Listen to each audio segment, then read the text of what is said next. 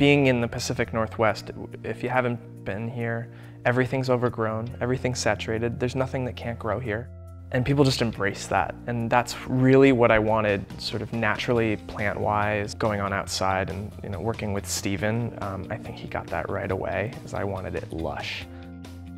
We designed the gardens so that your eye always has something interesting to go to and a vista termination to draw your eye to the next corner. And I always like to put fragrant plants next to walkways, things like rosemary or lavender. There's a honeysuckle vine growing up the arbor on the entrance of the back door of the red house. Not only are they visually appealing, but you get to smell it and you get to also enjoy the color texture changes and how those all work with one another.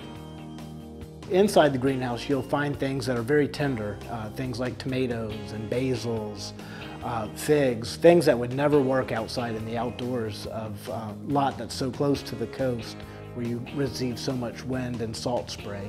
So you have to kind of design around the climate that we have here.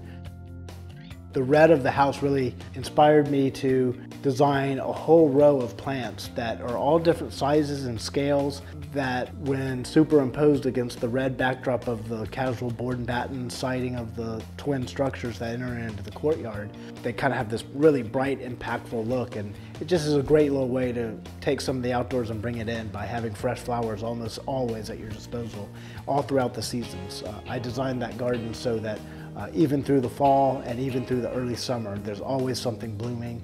There's always something that you can pull from the outdoors in.